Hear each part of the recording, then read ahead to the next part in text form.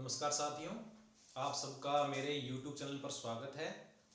साथियों, जैसा कि आप जानते हो, अपने राजस्थान के अंदर टेक्निकल हेल्पर भर्ती परीक्षा का जो सिलेबस है वो जारी हो चुका है, जिसके अंतर्गत अपने प्री एग्जाम के अंदर 50 नंबर का तो टेक्निकल पोर्शन आएगा। उसके अलावा 35 नंबर का अपने राजस्थान का जीके आएगा। जैसा कि मैंने आपको काफी दिन पहले एक लेक्चर लिया था, उसमें भी कहा था आपको कि राजस्थान का जो जीके है इस बार बहुत ज्यादा रोल अदा करने वाला है प्री एग्जाम के अंदर, क्योंकि जो टेक्निकल की जो बच्चे तैयारी कर रहे थे उनका टेक्निकल पोर्शन कुछ ठीक है, परंतु राजस्थान जीके जिन विद्यार्थियों ने नहीं पढ़ा था उनको काफी ज्यादा दिक्कत आएगी। इसलिए मेरी आपको अभी से सजेशन है कि राजस्थान जीके को आप प्रॉपर पढ़ना स्टार्ट कर दीजिए। राजस्थान जीके को अपने 3 पार्ट में पढ़ सकते हैं। राजस्थान जीके के अंतर्गत पहले अपने जियोग्राफी पढ़ना चाहिए, उसके अलावा फिर आपका दूसरा पोर्शन आर्ट एंड कल्चर का और तीसरा आपका हिस्ट्री का। उसके अलावा राजस्थान का करंट जीके भी इस बार पूछा जाएगा, इसलिए आपको करंट जीके के लिए मैंने बताया है क्या पढ़ना है और कौन सी बुक पढ़नी है। हिस्ट्री के लिए आपको कौन सी बुक पढ़नी है, जियोग्राफी के लिए कौन सी बुक पढ़नी है, ये अपने एक पहले लेक्चर में चर्चा इसकी कर चुके हैं। तो साथियों, मैंने राजस्थान जीके की आज से अपनी पहली क्लास लगाने जा रहे हैं और राजस्थान जीके की पहली क्लास के अंतर्गत अपने राजस्थान का आर्ट एंड कल्चर, कला व संस्कृति जो है वो अपना सब्जेक्ट रहेगा और उसके अंतर्गत अपना जो पहला लेसन रहेगा वो रहेगा राजस्थान के दुर्ग या किले। साथियों, ये एक ऐसा टॉपिक है और ऐसा एक लेसन है ये कि राजस्थान के अंदर कौन सा भी एग्जाम हो उसके अंदर इस लेसन से प्रश्न आते ही आते हैं। आप कौन सा भी एग्जाम उठा के देख लीजिए, इस लेसन में से प्रश्न जरूर मिलते हैं आपको, एक ना एक प्रश्न मिलता है। तो ये लेसन थोड़ा बड़ा लेसन है, इसमें अपनी 5-6 क्लासेस हो सकता है 8-9 क्लास भी लग जाएं, लेकिन इंपॉर्टेंट है। 1-2 प्रश्न आपको टेक्निकल एग्जाम के अंदर भी जरूर देखने को मिलेंगे। तो साथियों, स्टार्ट करते हैं राजस्थान के दुर्ग या किले। देखो साथियों, सबसे पहले आपको पता होना चाहिए कि दुर्ग या किले, जिसे अपने फोर्ट बोलते हैं इंग्लिश के अंदर, एक्चुअल में है क्या चीज। तो दुर्ग या किले क्या होता है, एक ऐसा स्थान जहां पर प्राचीन समय की बात कर रहे हैं, जहां पर राजा निवास करता था और अपने राज्य की सुरक्षा के लिए पर्याप्त वहां पर संसाधन होते थे, वह जो स्थान था वो दुर्ग कहलाता है। एक ऐसा स्थान जहां पर राजा निवास करता था और जहां पर राज्य की सुरक्षा के लिए पर्याप्त संसाधन था, वह स्थान कहलाता था दुर्ग, जिसको अपने किला भी बोल देते हैं। ठीक है साथियों, इसके पश्चात याद रखना है आपको कि दुर्गों का पहला प्रमाण कि दुर्ग है राजस्थान में या कहीं भी ऑल ओवर वर्ल्ड के अंदर दुर्ग है। अपने अगर स्पेशली इंडिया की बात करें, भारत की बात करें, तो दुर्गों का सबसे पहला प्रमाण हड़प्पा सभ्यता के अंदर मिला था। ये बहुत इंपॉर्टेंट प्रश्न भी है कि दुर्गों का सबसे पहला प्रमाण कहां मिलता है, हड़प्पा सभ्यता के अंदर। इसके पश्चात दुर्ग कितने प्रकार के होते हैं, क्या क्लासिफिकेशंस हैं दुर्ग की, तो दुर्गों के काफी सारे प्रकार हैं। तो सबसे पहले क्लासिफिकेशन जो किया था दुर्गों का, वर्गीकरण जो किया था, बांटा था दुर्गों को अलग अलग श्रेणियों में, वो बांटा गया है मनुस्मृति के अंदर। तो आपको याद रखना है, मनुस्मृति के अंदर दुर्गों को सबसे पहले क्लासिफिकेशन किया गया था, वर्गीकृत किया गया था। मनुस्मृति के अंदर सभी जानते हैं आप मनुस्मृति क्या है। मनुस्मृति के अंदर दुर्गों के टोटल 6 प्रकार बताए हैं कि 6 प्रकार के दुर्ग हो सकते हैं, मतलब टोटल 6 प्रकार के दुर्ग मिलते हैं। उसके पश्चात दुर्गों का वर्गीकरण कौटिल्य ने भी किया है। कौटिल्य ने दुर्गों के 4 प्रकार बताए हैं। कौन कौन से बताए हैं अभी अपने लिखते हैं। उसके पश्चात दुर्गों का क्लासिफिकेशन, वर्गीकरण शुकर नीति के अंदर भी किया गया है। शुकर नीति के अंदर दुर्गों के टोटल 9 प्रकार बताए हैं। तो ये बातें आपको पता होनी चाहिए साथियों। और मैं आपको बता देता हूं कि राजस्थान का जीके एक ऐसा सब्जेक्ट है जिसके अंदर आपको समझने से ज्यादा बहुत कुछ चीजें याद करनी पड़ती है, रटनी पड़ती है। तो मैं जैसे जैसे बोल रहा हूं वैसे वैसे आप लिख लीजिएगा। ज्यादा कुछ अपने यहाँ पर बोर्ड पर लिखने वाला नहीं होगा, इसलिए जैसे जैसे अपने जो बातें बोल रहे हैं आप उसको लिखते जाइए। तो जैसे कि मैंने आपको कहा, सबसे पहले आपको डेफिनेशन, परिभाषा पता होनी चाहिए दुर्ग की परिभाषा। मैंने आपको बता दी इसकी परिभाषा। नंबर 2 पॉइंट, दुर्ग का पहला प्रमाण कहां मिला? मैंने आपको बता दिया, हड़प्पा सभ्यता की जब खुदाई हुई थी तब दुर्ग का सबसे पहले प्रमाण मिला था। हड़प्पा सभ्यता में दुर्ग का प्रमाण मिला। तीसरा पॉइंट, दुर्गों को क्लासिफिकेशन भी किया गया है कि कितने कितने प्रकार के दुर्ग हैं। सबसे पहले क्लासिफिकेशन कहां किया गया था? मैंने आपको बताया, मनुस्मृति के अंदर दुर्गों के टोटल कितने प्रकार बताए गए हैं? 6 प्रकार के दुर्ग हो सकते हैं।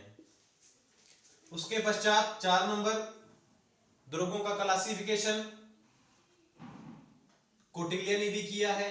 दुर्गों का क्लासिफिकेशन, वर्गीकरण कौटिल्य द्वारा भी किया गया है और कौटिल्य ने 4 प्रकार के दुर्ग बताए हैं। अभी देखते हैं कि 4 प्रकार के कौन कौन से दुर्ग है। और इसके पश्चात 5 नंबर, शुकर नीति। शुकर नीति के अंदर भी दुर्गों के प्रकार बताए गए हैं, टोटल 9 प्रकार। तो पूछा जा सकता है आपसे, सर्वप्रथम दुर्गों का क्लासिफिकेशन किसने किया था, वर्गीकरण किसने किया था? तो मनुस्मृति में किया गया है, कौटिल्य ने भी किया है और शुकर नीति में भी किया गया है। ठीक है साथियों। अब कौटिल्य ने दुर्गों को 4 प्रकार के रूप में बांटा है। पता होना चाहिए कि कौटिल्य ने दुर्गों के 4 प्रकार कौन से बताए हैं। सबसे पहले कौटिल्य ने बताया कि दुर्ग हो सकता है वन श्रेणी का। 4 श्रेणियां हैं, चारों श्रेणियों का आपको नाम पता होना चाहिए। वन, धानवन, औदुक और गिरी। 4 प्रकार के श्रेणियां बताई गई हैं कौटिल्य के द्वारा। तो कौन कौन सी श्रेणियां हैं? वन श्रेणी, धानवन श्रेणी, औदुक श्रेणी और गिरी श्रेणी। सबसे पहले वन श्रेणी कौन सी होती है? तो कौटिल्य ने बताया, वन श्रेणी वह श्रेणी है कि ऐसा एक दुर्ग जो चारों ओर वनों से, जंगलों से जो घिरा हुआ दुर्ग होता है उसको वन श्रेणी के दुर्ग के रूप में गिना जाएगा। धानवन श्रेणी एक ऐसा दुर्ग जो कि समतल सतह पर बना है, यानी जो ऊंचाई पर नहीं बना, समतल सतह पर बना है, उसको धानवन श्रेणी में गिना जाता है। औदुक दुर्ग ऐसा एक दुर्ग जो कि चारों ओर जल से घिरा हो, यानी बिल्कुल कोई झील हो सकती है, कोई झील के बिल्कुल बीचों बीच कोई दुर्ग बना है, वो औदुक दुर्ग की श्रेणी में आएगा। और गिरी दुर्ग का मतलब बनता है, गिरी का अर्थ आप सभी जानते हो पहाड़ी, जो पहाड़ी पर दुर्ग बना होता है उसे अपने गिरी दुर्ग कहते हैं। तो 4 प्रकार के दुर्ग कौटिल्य ने बताए हैं, ये चारों प्रकार आपको लिखने हैं। वन दुर्ग वह दुर्ग जहां जो चारों ओर वनों से घिरा हो। आगे पढ़ेंगे कौन कौन से वन दुर्ग आते हैं, कौन कौन से धानवन हैं, कौन कौन से औदुक हैं। धानवन जो समतल सतह पर बना होता है, औदुक दुर्ग जो चारों ओर जल से घिरा हो, और गिरी दुर्ग जो कि कोई ना कोई निश्चित पहाड़ी पर बना होता है, ऐसे दुर्ग गिरी दुर्ग कहलाते हैं। तो कौटिल्य ने 4 प्रकार के दुर्गों की श्रेणियां बताई हैं, ये चारों प्रकार आपको पता होना चाहिए। इसके पश्चात शुकर नीति। शुकर नीति के अंदर दुर्गों के 9 प्रकार बताए गए हैं। अब थोड़ा सा ध्यान में आपको यह रखना है साथियों कि कौटिल्य ने इन चारों दुर्गों में से सबसे जो उत्तम श्रेणी का राजा और राज्य यानी राजा और प्रजा दोनों के लिए जो उत्तम श्रेणी का जो दुर्ग बताया गया है, कुटिल्य और मनुस्मृति दोनों के अंदर गिरि दुर्ग को बताया गया, यानी जो पहाड़ी पर जो दुर्ग बना होगा वह दुर्ग सर्वश्रेष्ठ दुर्ग होगा, क्योंकि वहां पर कोई दुश्मन सेना का ऊपर चढ़ना भी मुश्किल होगा, उनको बहुत ज्यादा मुश्किलों का सामना करना पड़ेगा, क्योंकि पहाड़ी पर दुर्ग बना होगा तो वहां जब कोई नीचे से ऊपर की तरफ जाएगा तो उसको काफी सारी दिक्कतें आएंगी, यानी उस पर आक्रमण करना बहुत ज्यादा मुश्किल होगा, आसान नहीं है। इसलिए गिरि श्रेणी को सबसे सर्वश्रेष्ठ श्रेणी का दुर्ग कहा है, मनुस्मृति और कुटिल्य के अंदर बताया गया है। अब शुकर नीति के अंदर दुर्गों के 9 प्रकार बताए गए हैं, 9 के 9 प्रकार आपको पता होना चाहिए और इसकी अभी अपने चर्चा करते हैं। देखिएगा साथियों, शुकर नीति, शुकर नीति के अंतर्गत दुर्गों के मैंने कहा 9 प्रकार, तो 4 प्रकार तो वही हैं जो कुटिल्य ने बताए थे। कौन कौन से? एक वन, दूसरा धानवन, तीसरा वहां औदुक था, तो औदुक का यहां शुकर नीति के अंदर नाम दे दिया गया है जल दुर्ग, तो वो कोई यानी नाम को चेंज करके जल दुर्ग बता दिया।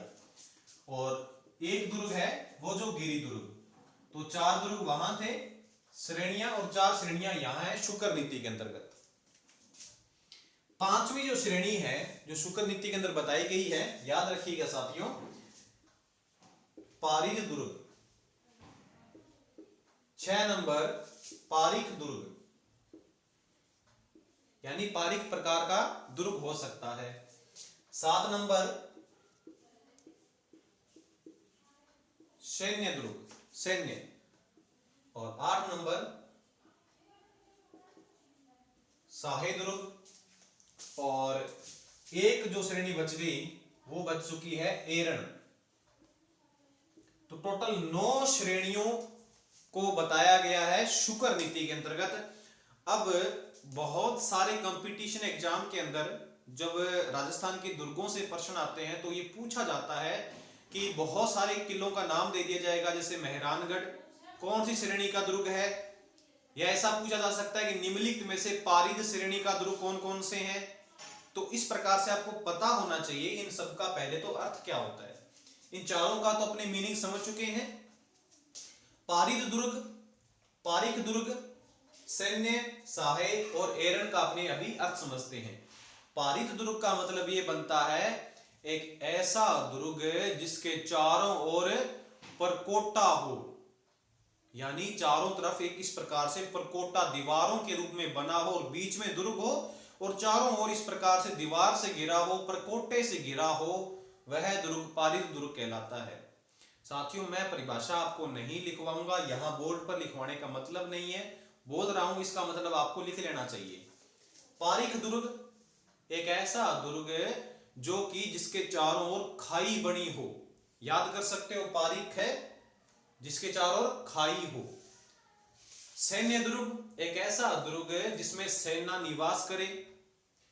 साहे दुर्ग, अब ये थोड़ा सा याद रखिएगा, पुराने समय के अंदर ऐसा था, बहुत सारे ऐसे भी दुर्ग थे जिसके अंदर क्या होता था, सेना और प्रजा दोनों ही निवास करते थे, सेना और प्रजा दोनों ही निवास करते थे। चित्तौड़गढ़ दुर्ग है, एक जैसलमेर का दुर्ग है सोनारगढ़, तो ये साहे दुर्ग के अंतर्गत भी आते हैं। साहे दुर्ग जहां पर सेना व प्रजा दोनों निवास करे। एरण दुर्ग एक ऐसा दुर्ग है जिसका मतलब जिस पर पहुंचने का रास्ता बहुत ज्यादा मुश्किल हो, दुर्गम हो, ऐसा दुर्ग जहां तक पहुंचने का, जिस पर पहुंचने का रास्ता बहुत मुश्किल है, दुर्गम है, कठिन है, वो एरण श्रेणी के अंतर्गत आते हैं। और इसका सबसे अच्छा एग्जाम्पल जो आपको याद रखना है वो रखना है सोनारगढ़ दुर्ग। हर दुर्ग का, हर श्रेणी का एग्जाम्पल पता होना चाहिए, इंपॉर्टेंट होता है, पूछा जाता है सोनारगढ़ जैसलमेर के अंदर। तो सभी श्रेणियां बताई मैंने। अब अपने जितने मैक्सिमम जो दुर्ग हैं वो करने की कोशिश करेंगे, उनको समझाने का प्रयास करेंगे और हर दुर्ग की श्रेणी याद होनी चाहिए कि कौन सा दुर्ग किस श्रेणी का आता है। जैसे यहाँ पर जल दुर्ग बहुत बार पूछा जाता है। गागरोन का जो किला है झालावाड़ में, वो कौन सी श्रेणी का दुर्ग है? जल दुर्ग। गिरी श्रेणी के ऑलमोस्ट जितने भी दुर्ग अपने पढ़ेंगे उसमें ये है कि 80 से 90% जो दुर्ग है वो गिरी श्रेणी के दुर्ग होंगे। पारिद दुर्ग, जैसा कि मैंने आपको कहा, जिसके चारों ओर परकोटा बना हो, कुंभलगढ़ दुर्ग इसका एग्जाम्पल है। पारिक दुर्ग जिसके चारों ओर खाई हो, लोहागढ़ दुर्ग। सैन्य दुर्ग जिसमें सेना निवास करे, तो ये तो सभी दुर्ग सेना निवास करती ही थी। सहाय दुर्ग जिसके अंदर सेना प्लस प्रजा दोनों निवास करे। एरण दुर्ग का मैंने आपको एग्जाम्पल बता दिया। इस प्रकार से 9 श्रेणियों के अंदर दुर्गों को बांटा गया है। साथियों, एक बात पूरे ध्यान से समझ लेना आप कि आपको कम से कम ये तो पता ही होना चाहिए कि कौन सा दुर्ग कहाँ स्थित है, कौन से जिले में स्थित है या कौन से संभाग में स्थित है। ये चीज तो आपको पता होनी ही चाहिए, क्योंकि मेरे को याद है कि 2012 का एक टेक्निकल हेल्पर का हमारा जो पेपर हुआ था उसमें पूछा गया था कि जूनागढ़ दुर्ग किस जिले में है। आप देख लीजिएगा 2012 का टेक्निकल हेल्पर का पेपर उठाकर देखिएगा, जूनागढ़ दुर्ग किस जिले में है। ऐसे इतने सिंपल क्वेश्चन आते हैं, तो आपको प्रत्येक दुर्ग की लोकेशन पता होनी चाहिए कि कौन सा दुर्ग किस जिले में है। तो अब अपने क्या काम करते हैं, दुर्गों की अपनी श्रेणियां डिवाइड कर दी और हर श्रेणी का लगभग एक एग्जांपल भी अपने ले लिया। दानवन श्रेणी करना है तो आप दानवन श्रेणी में बहुत सारे दुर्ग आएंगे। दानवन श्रेणी के अंतर्गत सोनारगढ़ भी आ सकता है, बटनेर दुर्ग भी आ सकता है, यानी जो समतल सतह पर बने होते हैं। ठीक है साथियों, अपने वन श्रेणी के अंदर रणथंभौर दुर्ग भी आ सकता है, तो ये आपको याद रखने हैं। इसके पश्चात बहुत इंपॉर्टेंट चीज बताने जा रहा हूं साथियों, याद रखना है। अपने पूरे विश्व की एक संस्था है जिसे अपने यूनेस्को बोलते हैं। पूरे विश्व की एक संस्था है जिसे यूनेस्को कहा जाता है। यूनेस्को फुल फॉर्म याद कर लो तो अच्छी बात है। United nation of educational science culture organisation, UNESCO। UNESCO एक पूरे विश्व की संस्था है। इसका कार्य क्या है कि एजुकेशन शिक्षा के क्षेत्र के अंतर्गत, साइंस विज्ञान के क्षेत्र के अंतर्गत, और कल्चर यानी पुराने समय के अंदर जो भी साहित्य की जो चीजें हैं, जो हमारा कल्चर रहा था पूरे विश्व के अंदर, उन सभी चीजों को संरक्षित रखना, सेफ रहे वो पूरे अच्छे ढंग से, तो उनकी सुरक्षा का और उनके पूरे मेंटेनेंस का, कार्य प्रणाली, कार्य संचालन का पूरा जो प्रभार है वो यूनेस्को संस्था संचालित करती है। तो यूनेस्को संस्था ने क्या काम किया है, राजस्थान के टोटल 6 दुर्गों को अपने अंडर लिया है। यानी 6 दुर्गों को यूनेस्को ने अपने जो संस्था है उसके अंतर्गत लिया है और उसको विश्व विरासत घोषित किया गया है राजस्थान के 6 दुर्गों को। तो बहुत इंपॉर्टेंट साथियों प्रश्न बनता है, पूछा जाता है कि निम्नलिखित में से किस दुर्ग को यूनेस्को ने विश्व विरासत में शामिल किया है या फिर किस दुर्ग को विश्व विरासत में शामिल नहीं किया गया है। तो टोटल 6 दुर्ग हैं। 6 दुर्गों को कब शामिल किया, 6 को एक साथ किया गया है, याद रखना है। और कौन कौन से वो 6 दुर्ग हैं जिनको यूनेस्को ने विश्व विरासत के रूप में घोषित किया है, उनका कार्य संचालन, उनका जो मेंटेनेंस है, उनकी जो सेफ्टी है, सुरक्षा का ध्यान रखना कि दुर्ग को कोई नुकसान ना हो, पूरा जो कार्य संचालन है वो यूनेस्को अपने अंतर्गत करती है। तो कौन से वो 6 दुर्ग हैं, इस बात का आपको साथियों पता होना चाहिए। साथियों, सबसे पहला जो दुर्ग है वो है गागरोन दुर्ग। गागरोन दुर्ग पता होना चाहिए लोकेशन कहां है, झालावाड़ में। झालावाड़ डिस्ट्रिक्ट है जहां से जिस जिले से यानी कि वसुंधरा राजे जी चुनाव लड़ती हैं, झालरापाटन, वहां ये गागरोन दुर्ग स्थित है। एक दुर्ग है साथियों जैसलमेर का दुर्ग। जैसलमेर का दुर्ग जिसको अपने सोनारगढ़ भी बोलते हैं। अब ये तो समझ में आ गया आपको, जैसलमेर का दुर्ग है तो इसकी लोकेशन कहां मिलेगी आपको, जैसलमेर में मिलेगी। इसके पश्चात रणथंबोर का दुर्ग। रणथंबोर सबको पता होगा, सवाई माधोपुर के अंदर। चौथा है चित्तौड़गढ़ दुर्ग। लोकेशन चित्तौड़गढ़ के अंदर।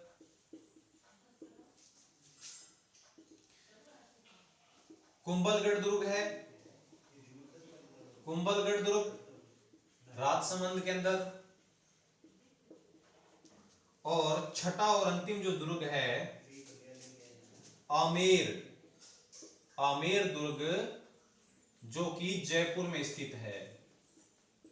आमेर दुर्ग जो कि जयपुर में स्थित है। इन 6 दुर्गों को यूनेस्को ने विश्व विरासत के रूप में घोषित किया है। याद रखना है साथियों, 6 के 6 नाम, 6 के 6 लोकेशन, और कब घोषित किया था। 6 को एक साथ घोषित किया गया है 23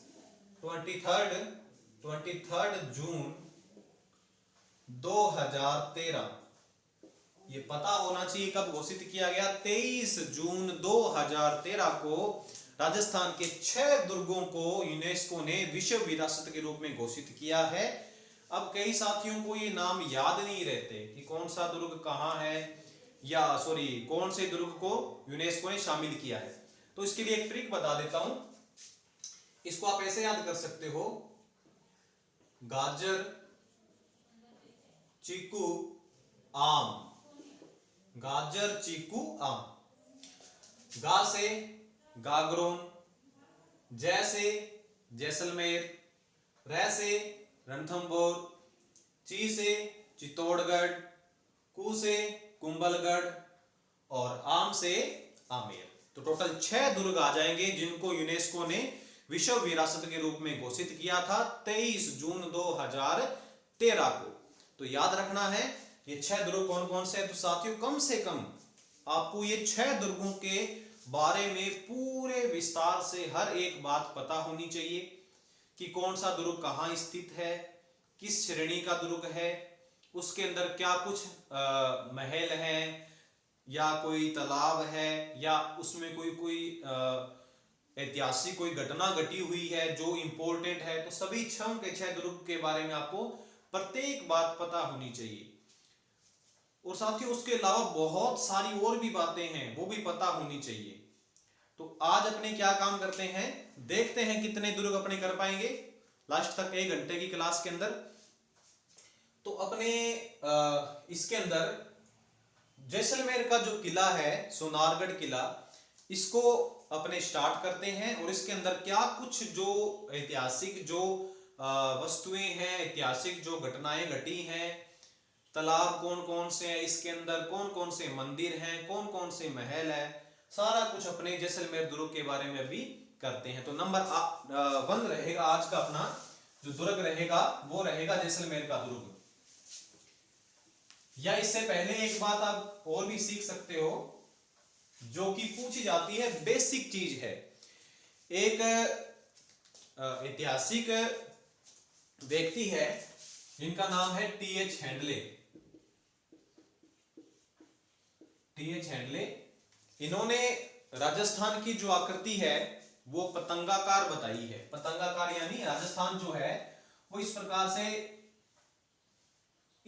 से उसकी आकृति दिखाई देती है, या विषम कोणीय चतुर्भुज भी बोल सकते हैं। विषम कोणीय माने ऐसा चतुर्भुज जिसका कोई कोण फिक्स नहीं है, डिसाइड नहीं है। तो विषम कोणीय चतुर्भुज या पतंगाकार आकृति किसने बताई थी, टी.एच. हैंडले ने बताई थी। तो मैं आपको ये बताना चाह रहा हूं कि यहां देखिएगा साथियों, थोड़ा सा अपने इसको बड़ा कर लेते हैं पतंग को। तो ये रही हमारी पतंग।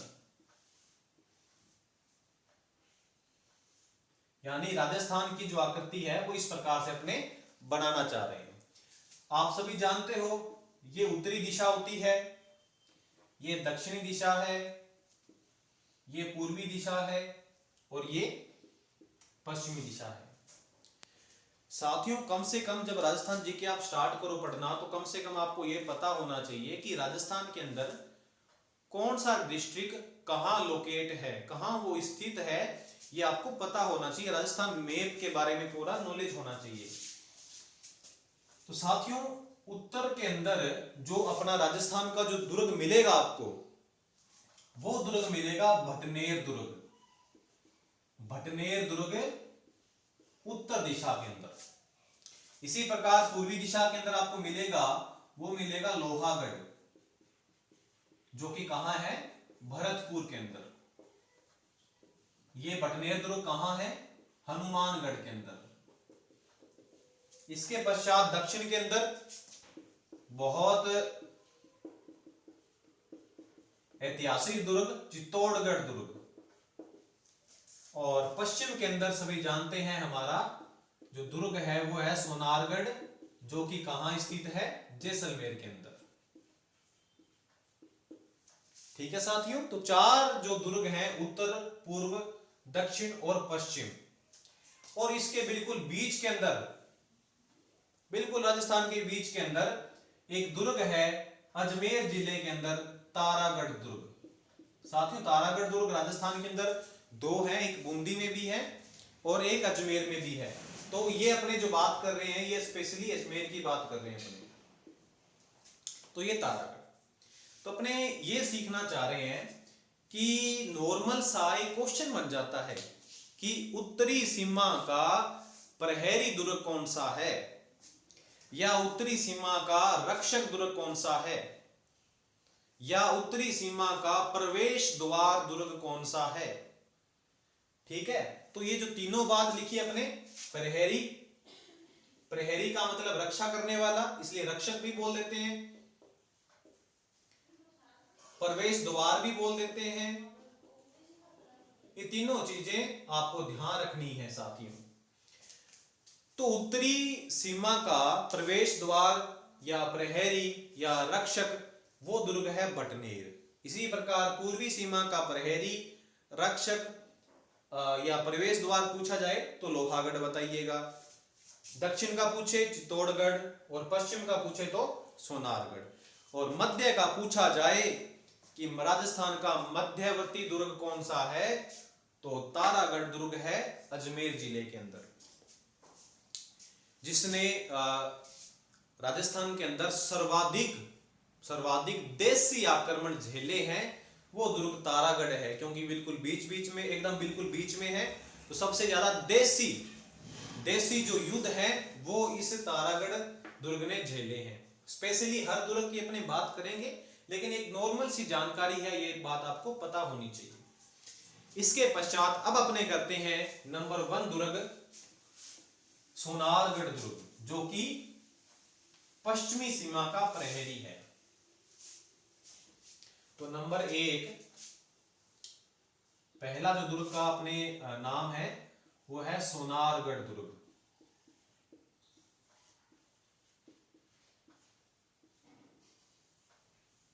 सोनारगढ़ दुर्ग where is located in Jaisalmer. कहां ये स्थित है, जैसलमेर जिले के अंदर। साथियों पहला जो पॉइंट है अपने इसको पॉइंट वाइज लिखेंगे। नंबर 1 पॉइंट, सोनारगढ़ दुर्ग का निर्माण किसने करवाया। देखो साथियों सन याद रखना इंपॉर्टेंट नहीं है, कोई इंपॉर्टेंट नहीं है कि किस सन में करवाया गया, आपको नाम पता होना चाहिए। और पूछा जाता है बहुत बार, प्रत्येक दुर्ग का निर्माता पता होना चाहिए कि दुर्ग का निर्माण करवाया किसने। तो इस दुर्ग का निर्माण करवाया था, वो करवाया जैसल भाटी द्वारा करवाया गया। सन याद रखना हो तो 1155 ईस्वी में करवाया था, लेकिन ये निर्माण पूरा नहीं करवा पाए, मृत्यु हो गई। और इसका जो दुर्ग का निर्माण पूर्ण किया, ये भी पूछा जा सकता है, निर्माण पूर्ण किसने करवाया। जैसलबाटी का पुत्र था सालवाहिन, सालवाहिन द्वितीय ने इस सोनारगढ़ दुर्ग का निर्माण पूरा करवाया। सबसे पहली बात याद कर लो साथियों कि सोनारगढ़ दुर्ग का निर्माता कौन है, स्टार्ट किसने करवाया और पूर्ण किसने करवाया। एक सीधा प्रश्न आ गया कि सोनारगढ़ दुर्ग का निर्माता कौन है, तो आपको उत्तर देना है जैसलबाटी। अगर स्पेशली पूछा जाए कि पूर्ण किसने करवाया, तो पूर्ण फिर अपने उत्तर देंगे सालवाहिन द्वितीय ने। इसके पश्चात ये तो हो गया इसका निर्माता, ये है निर्माता, नंबर 1 पॉइंट। नंबर 2 पॉइंट कि किस श्रेणी का दुर्ग है, श्रेणी पता होनी चाहिए आपको। धानवन श्रेणी का दुर्ग है, धानवन या धानवान भी लिखा होता है कई बुकों के अंदर। धानवन का मतलब समतल सतह पर स्थित है, कोई पहाड़ी पर स्थित नहीं है। हालांकि इसके आसपास पहाड़ियां भी है 2, लेकिन फिर भी इसको धानवन श्रेणी के अंतर्गत माना गया है। तीसरा पॉइंट जो बहुत महत्वपूर्ण है, प्रत्येक दुर्ग के साथियों आपको उपनाम पता होने चाहिए कि कौन से दुर्ग को किस और नाम से भी जाना जाता है। तो इस दुर्ग के काफी सारे उपनाम हैं, सारे उपनाम आपको एक बार लिख लेने हैं, उसके बाद समझते हैं। तो उपनाम नंबर 1 फर्स्ट, इसको कहा जाता है रेगिस्तान का गुलाब, रेगिस्तान का गुलाब। सेकंड, राजस्थान का अंडमान। नंबर 3 त्रिकूटगढ़। नंबर 3 त्रिकूटगढ़ या गोहरागढ़ भी बोलते हैं, गोहरागढ़, त्रिकूटगढ़, गोहरागढ़। त्रिकूटगढ़ और त्रिकूट पहाड़ी और गोहरा पहाड़ी ये इसके नजदीक है, इसलिए इसको त्रिकूटगढ़ या गोहरागढ़ भी बोला जाता है। पूछ लिया जाए कि सोनारगढ़ दुर्ग के पास कौन सी पहाड़ियां हैं, तो त्रिकूटगढ़ और गोहरागढ़, गोहरा पहाड़ी और त्रिकूट पहाड़ी।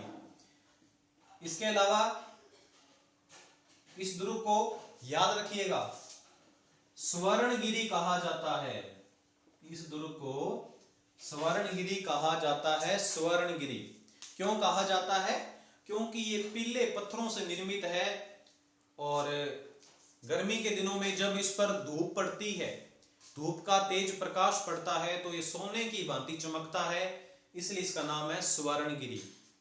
साथियों आगे एक दुर्ग पढ़ेंगे अपने, जालोर का दुर्ग, जालोर का दुर्ग पढ़ेंगे, उस दुर्ग का उपनाम आएगा सुवर्णगिरी। तो थोड़ा सा ध्यान रखना साथियों, ये तो है स्वर्णगिरी और वो है सुवर्णगिरी जो कि जालोर दुर्ग को कहते हैं।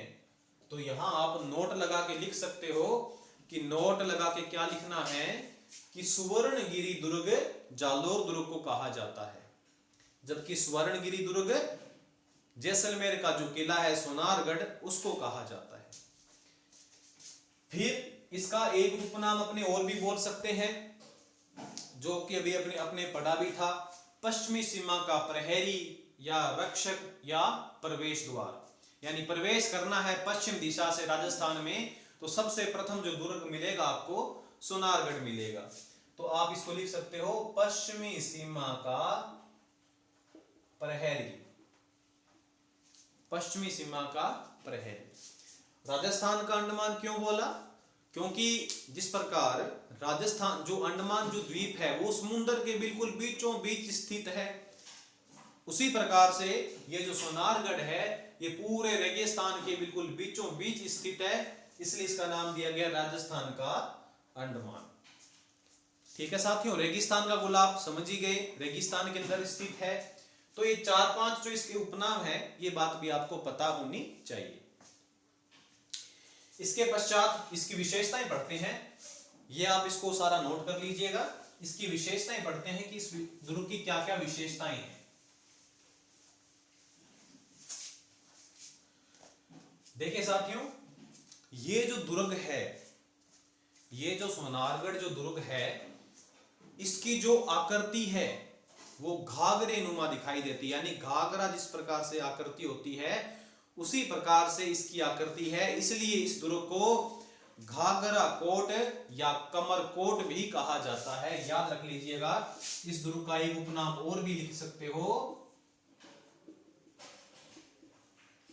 घाघरा कोट या घाघर कोट या कमर कोट। कमर पर बांधा जाता है इसलिए कमर कोट, ये चीज भी याद रखनी है। इसकी बहुत सारी विशेषताएं हैं, बहुत इंपॉर्टेंट विशेषताएं हैं। देखिएगा साथियों, बहुत इंपॉर्टेंट, सर्वाधिक बुर्जों वाला किला। राजस्थान के जितने भी किले हैं सबसे ज्यादा बुर्ज इस सोनारगढ़ दुर्ग में है, 99 बुर्ज है टोटल, 99। अब आप पूछोगे बुर्ज क्या होते हैं?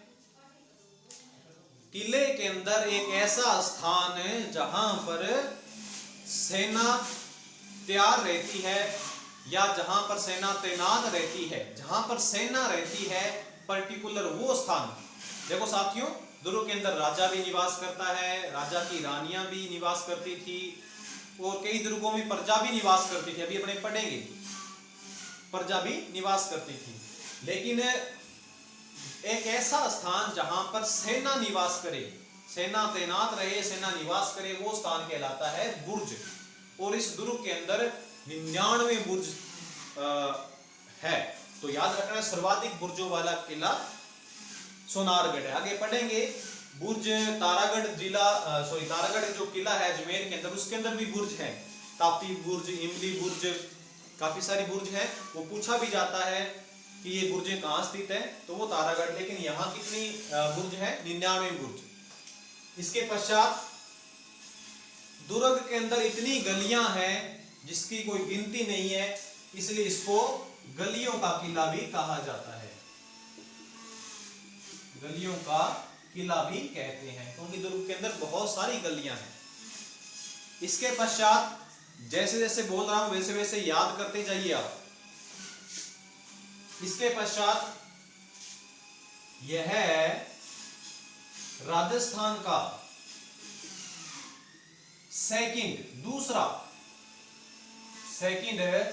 सबसे बड़ा लिविंग फोर्ट है। फोर्ट माने किला, यानी राजस्थान का दूसरा ऐसा किला है जो सबसे बड़ा है, जिसके अंदर प्रजा भी निवास करती थी। राजस्थान का दूसरा सबसे बड़ा किला है जिसके अंदर प्रजा भी निवास करती थी। लिविंग माने रहना, जहां प्रजा भी रहती थी, राजा भी रहता था, दूसरा किला है सबसे बड़ा। तो पहला कौन सा है? नोट लगा के लिख लीजिएगा, राजस्थान का सबसे बड़ा लिविंग फोर्ट चित्तौड़गढ़ दुर्ग है। तो चित्तौड़गढ़ दुर्ग सबसे बड़ा लिविंग फोर्ट है। और सेकंड के अंदर किसका स्थान आता है? जैसलमेर का, याद रखना है। फिर दुर्ग के अंदर एक जैसलू कुआं भी स्थित है, जैसलू कुआं। दुर्ग के अंदर जैसलू कुआं भी स्थित है और कहा जाता है कि जो श्री कृष्ण जी थे उन्होंने अपने सुदर्शन चक्र से इसका निर्माण किया था। तो पूछ लिया जाए कि श्री कृष्ण जी के सुदर्शन चक्र से निर्मित कुआं किस किले में स्थित है? श्री कृष्ण जी के सुदर्शन चक्र से निर्मित कुआं किस किले के अंदर स्थित है? तो कौन सा किला बताओगे? सोनारगढ़। और उस कुएं का नाम क्या है? जैसलू कुआं। तो आगे लिख सकते हो, आगे लिखना चाहिए आपको कि श्री कृष्ण जी के सुदर्शन चक्र से निर्मित। अब ये बात कितनी सत्य है इस बात पर अपने को नहीं जाना है, कोई उसकी डिबेट नहीं है, लेकिन जो तथ्य हैं प्रमाणित हैं, अपने को वो चीज याद करनी है। इसके पश्चात दुर्ग की छत लकड़ी से निर्मित है, दुर्ग की छत लकड़ी से निर्मित है। और कहा जाता है क्योंकि लकड़ी से अगर निर्मित होगी तो उसमें खराब होने के चांस भी जल्दी हो सकते हैं, कोई दीमक वगैरह भी लग सकती है। तो कहा जाता है कि जो छत है दुर्ग के ऊपर जो लकड़ी से निर्मित है उसके ऊपर गोमूत्र का छिड़काव करके उसको दीमक वगैरह से बचाया जाता है। तो पूछ लिया जाए कि गोमूत्र से जिस दुर्ग की छत को रक्षा की जाती है वह दुर्ग कौन सा है, तो सोनारगढ़ दुर्ग। इसके पश्चात इस दुर्ग के अंदर एक बादल महल भी स्थित है। दुर्ग के अंदर बादल महल स्थित है। बादल महल माने एक ऐसा महल जो कि बादलों का एहसास करवाता है, जिसकी जो आकृति है या जिसके अंदर अगर अपने चले जाएं जिस महल के अंदर, तो बादलों का एहसास करवाएगा, बादल जैसे दिखाई देंगे, तो वो बादल महल है। साथियों, ये बहुत इंपॉर्टेंट प्रश्न है। राजस्थान के अंदर बादल महल वाले टोटल 4 दुर्ग हैं। बादल महल वाले 4 दुर्ग हैं। अब कैसे प्रश्न आता है, पहले आप इसको नोट कर लीजिए, मैं बता देता हूं कैसा प्रश्न आता है।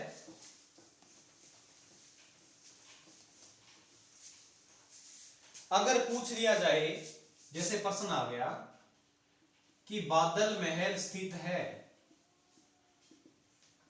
बादल महल स्थित है, तो आप तो कह दोगे कि हमें तो सोनारगढ़ दुर्ग बताया था सर जी ने, तो फिर आपका उत्तर ये नहीं होगा। बादल महल स्थित है तो पूछा जाए तो उत्तर करना है आपको कुंभलगढ़ दुर्ग। कुंभलगढ़ दुर्ग आगे पढ़ेंगे कुंभलगढ़ दुर्ग के बारे में भी, कि यहाँ बादल महल स्थित है जिसके अंदर एक जूनी कचहरी है, और उस जूनी कचहरी के अंदर राजस्थान के महान प्रतापी शासक महाराणा प्रताप का जन्म हुआ था। तो कुंभलगढ़ दुर्ग बादल महल किसमें स्थित है, तो कुंभलगढ़ दुर्ग में। अगर प्रश्न ऐसा आ जाए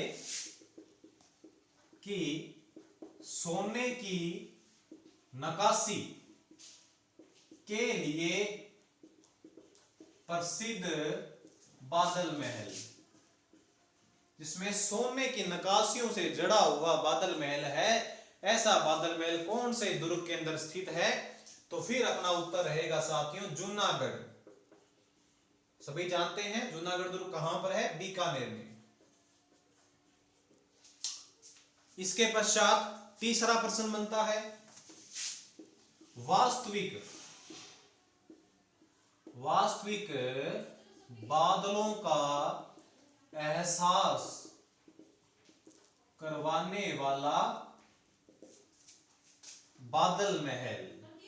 वास्तविक बादलों का एहसास करवाने वाला, यानी बिल्कुल ऐसा लगेगा जैसे बादलों के बीच में ही घूम रहे हैं, तो ऐसा बादल महल कहां स्थित है, नागौर के किले के अंदर ऐसा आपको बादल महल देखने को मिलेगा।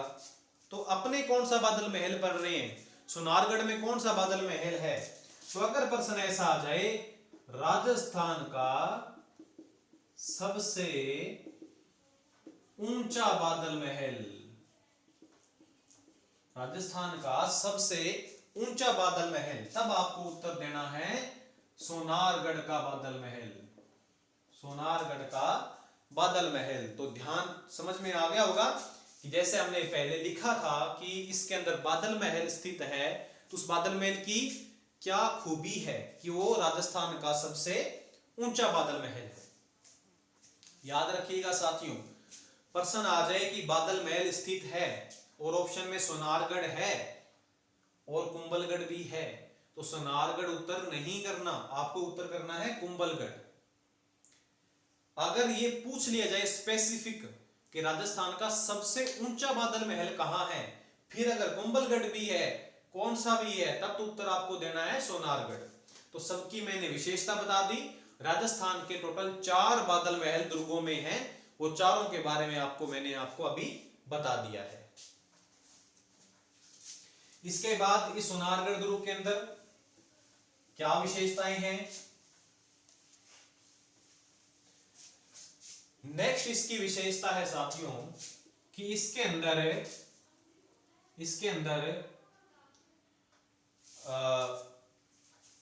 मंदिर हैं, कुछ मंदिर हैं। याद रखना है कि कौन कौन सा मंदिर इस दुर्ग के अंदर स्थित है। तो एक तो इसके अंदर है स्वांगिया माता का मंदिर है, एक इसके अंदर आदिनाथ का मंदिर है, जो कि वेरीसाल एक शासक था उसके द्वारा निर्मित किया गया। तो ये दो मंदिर हैं, ये आपको याद रखने हैं। दोनों मंदिर कहां स्थित है? सोनारगढ़ के किले के अंदर। ये दोनों जो दुर्ग है वो दोनों जो मंदिर है वो स्थित है, याद रखना है साथियों। इसके पश्चात साथियों बहुत इंपॉर्टेंट इस दुर्ग से एक प्रश्न बनता है।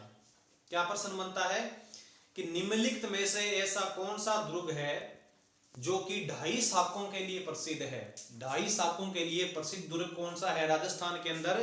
तो सोनारगढ़ का दुर्ग 2.5 शाकों के लिए प्रसिद्ध है, पूछा गया है बहुत बार। तो 2.5 शाकों का क्या मतलब हुआ? सबसे पहले शाके क्या होते हैं उसका मतलब पता होना चाहिए। तो साथियों शाखा समझने से पहले आपको पता होना चाहिए दो बातों का, कि एक तो होता है केसरिया, एक होता है केसरिया और एक होता है जौहर। दोनों बातों का पता होना चाहिए। देखो साथियों क्या है कि बहुत साल पहले जब राजा महाराजाओं का काल था, उस समय जब दुश्मन सेना आक्रमण करती थी तो राजपूत शासक का ही राज था अपने राजस्थान के अंदर, इसलिए राजस्थान को राजपूताना भी कहा गया है। तो जो राजपूत जो शासक थे वो केसरिया रंग का साफा पहनकर युद्ध के अंदर कूदते थे और युद्ध को विजय होने के लिए लड़ते थे।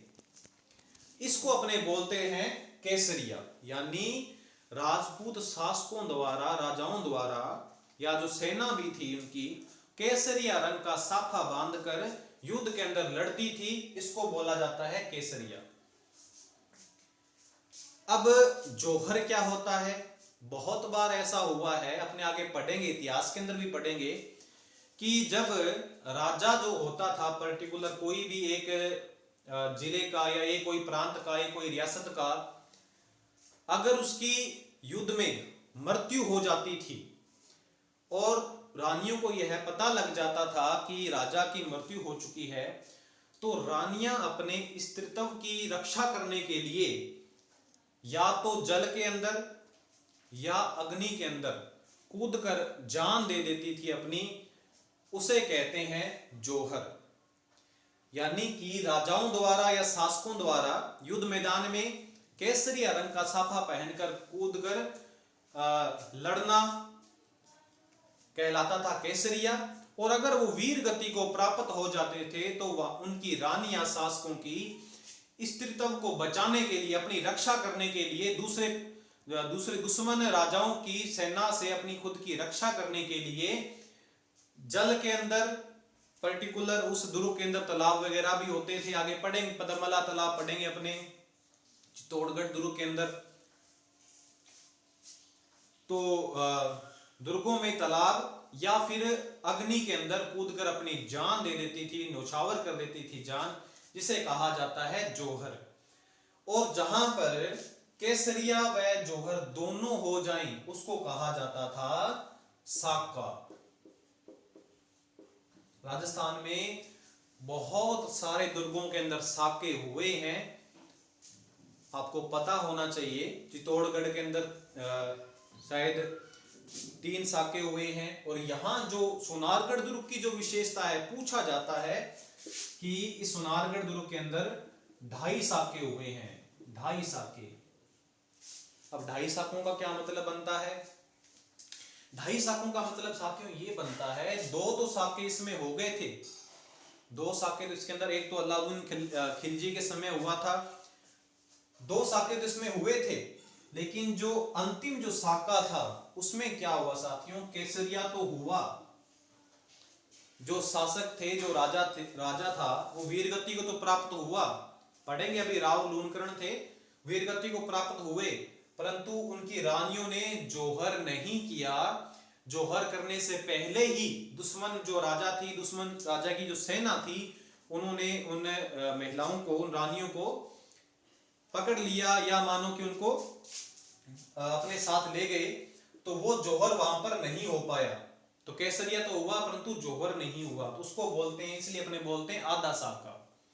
तो आधे साके के लिए प्रसिद्ध दुर्ग, या सीधा ऐसा भी पूछा जा सकता है, आधे साके के लिए प्रसिद्ध दुर्ग कौन सा है? सोनारगढ़ दुर्ग। ठीक है साथियों, ये बात आपको याद रखनी है, बहुत इंपॉर्टेंट है। कब हुआ था आधा साका?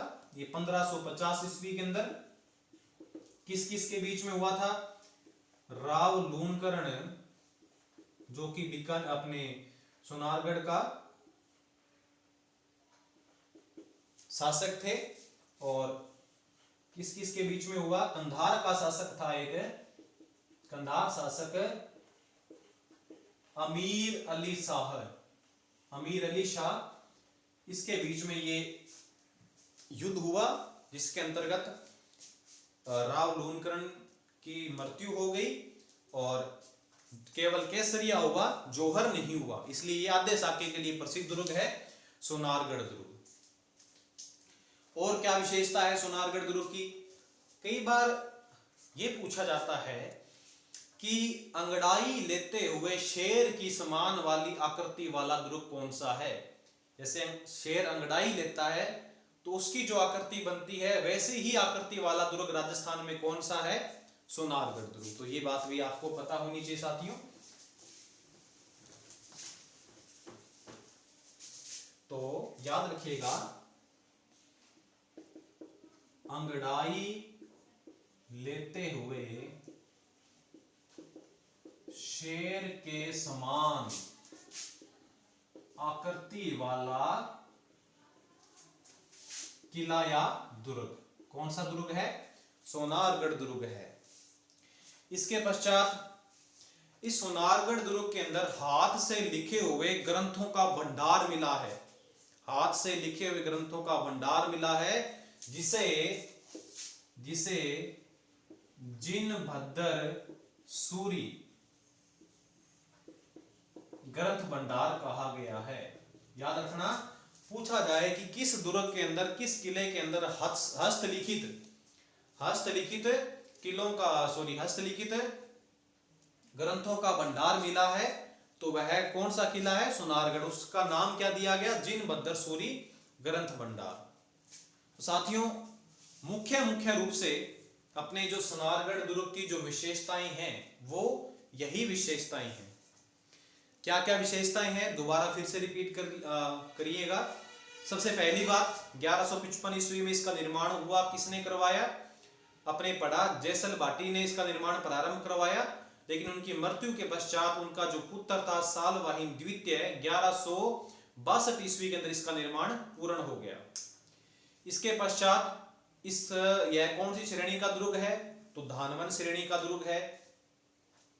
इसके पश्चात इसके अपने उपनाम पढ़ लिए, रेगिस्तान का गुलाब, राजस्थान का अंडमान, स्वर्णगिरी दुर्ग है, पश्चिमी सीमा का प्रहरी है, और गोहरागढ़ भी कहा जाता है, त्रिकूटगढ़ भी कहा जाता है, घाघराकोट भी कहा जाता है, कमरकोट भी कहा जाता है, गलियों का शहर या गलियों का किला भी कहा जाता है। तो ये इसके काफी सारे उपनाम हैं। एक दो उपनाम और भी हो सकते हैं, वो सारी बातें आपको याद करनी है।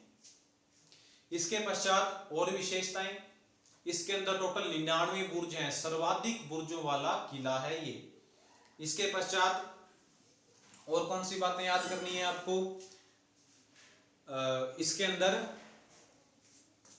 जयसलू कुआं स्थित है, स्वांगिया माता का मंदिर है, आदिनाथ का मंदिर है, और इसके अंदर 2.5 साकों के लिए दुर्ग प्रसिद्ध है। शेर की अंगड़ाई लेते हुए इसकी आकृति दिखाई देती है। तो ये जो सारी बातें हैं, ये सोनारगढ़ दुर्ग की विशेषता है। ये सारी बातें आपको याद करनी है साथियों। सोनारगढ़ दुर्ग के अंदर मुख्य बस यही बातें हैं जो पूछी जाती हैं, क्योंकि अब वो टाइम नहीं रहा जब पूछा जाता था कि निश्चित ये जो दुर्ग है ये कहाँ है, क्योंकि ये बातें अब सब याद करके ही आते हैं। तो दुर्ग के अंदर जो विशेषताएं हैं वो आपको पता होनी चाहिए साथियों। ठीक है, तो ये हो गया हमारा सोनारगढ़ दुर्ग कंप्लीट। इसके पश्चात नेक्स्ट जो 2 नंबर का दुर्ग अपने पढ़ते हैं, वो पढ़ लेते हैं अपने भटनेर दुर्ग।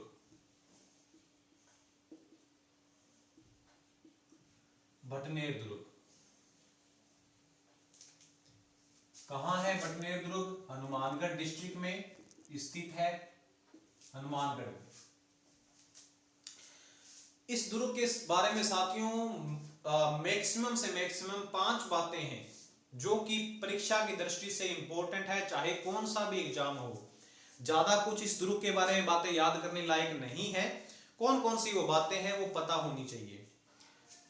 सबसे पहले इस दुर्ग का निर्माण जो है वो निर्माण 295 ईस्वी में भूपत भाटी नाम का शासक था, उसने निर्माण इसका करवाया था।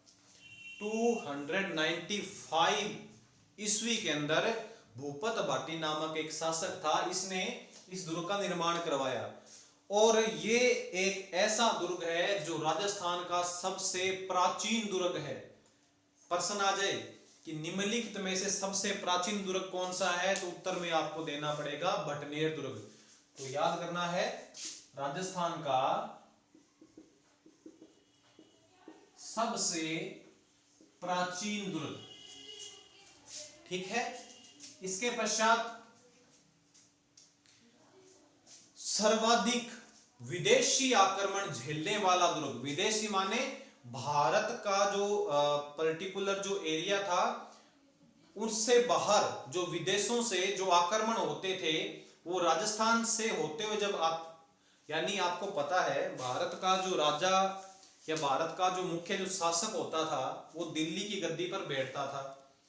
जब कोई विदेशी आक्रमण आएगा तो वो राजस्थान के अंदर जब घुसेगा तो राजस्थान का सबसे पहला जो उत्तरी सीमा वाला जो दुर्ग है, क्योंकि दिल्ली जाना है तो उत्तरी सीमा वाले रास्ते से ही जाना पड़ेगा, तो उत्तरी सीमा का प्रहरी कौन सा हुआ?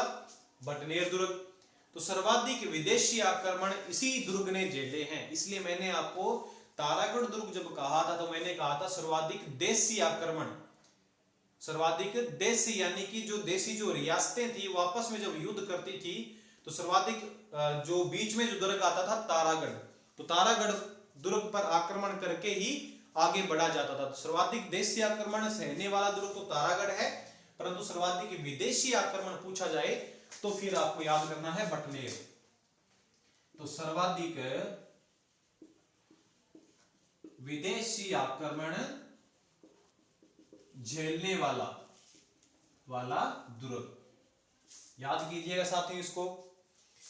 इसके पश्चात इस दुर्ग के बारे में याद रखना, मिट्टी से बना हुआ दुर्ग है, मिट्टी से बना दुर्ग।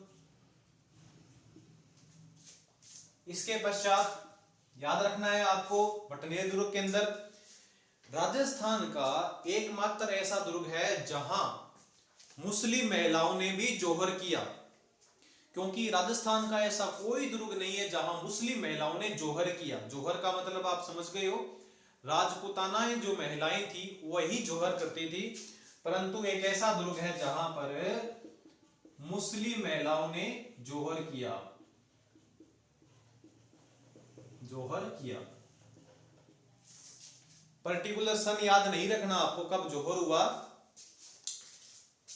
आपको याद रखना है कि यहाँ एक ऐसा राजस्थान का एक ऐसा दुर्ग है जहां मुस्लिम महिलाओं ने जौहर किया। 1300 ईस्वी के आसपास की ये बात है, 1315 ईस्वी की बात है जब मुस्लिम महिलाओं ने जौहर किया।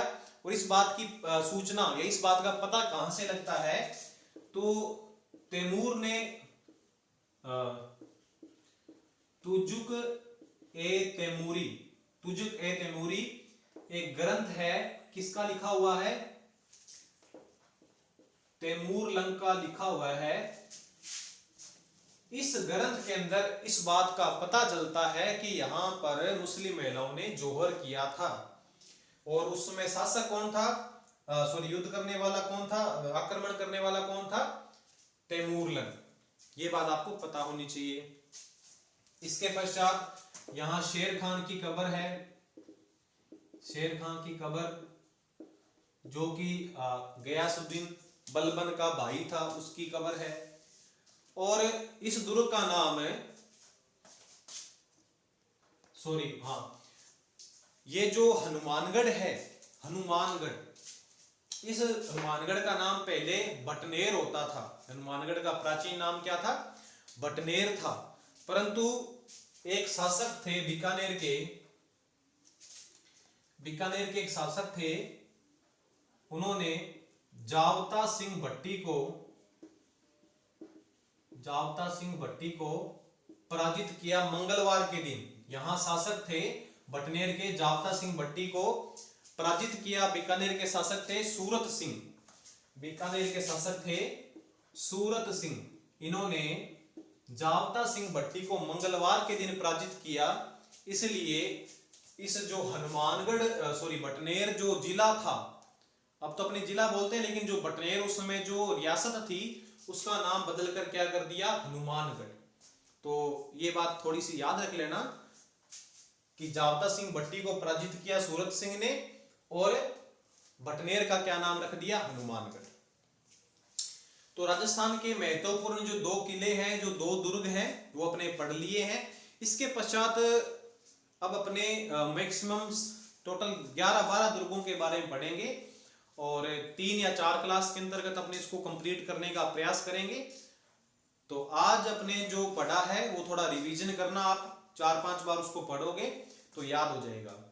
ठीक है साथियों, तो आपको राजस्थान जीके को भी उतना ही टाइम देना है जितना इलेक्ट्रिकल थ्योरी को दे रहे हो, पूरा विस्तार से इसको आपको पढ़ना है। तो आज की क्लास अपने यही समाप्त करते हैं साथियों, धन्यवाद।